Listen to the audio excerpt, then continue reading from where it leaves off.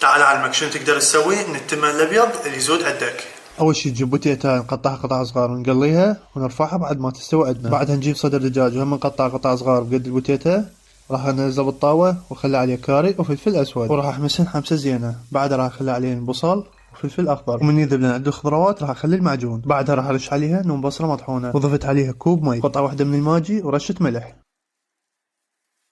وهنا رجعت البوتيتا اللي مقلاية عندي، راح اخلط المكونات زين. بعدها راح اضيف التمن واقلبه بحيث يصير عندي شكل واحد. وراها راح اسد القدر واعيف على نار كلش ناصية يتهدر. وبين ما يجهز عندي التمن راح اجهز الصلصة. راح اجيب خلاط اخلي بيه علبة من الزبادي، فصين ثوم، كم ورقة من النعناع وعصرة ليمونة وملحها. وراها راح اضربه بالخلاط. وهنا جهزت عندي هاي الصلصة اللي هي كلش طيبة هاي ويا الكبسة. وهنا جهزت عندي الوصفة، ما اسولف لكم شلون طعمها كلش طيب. إذا عجبكم الفيديو لا تنسوني باللايك والمشاركة، واللي ما متابعني خليه يتابعني.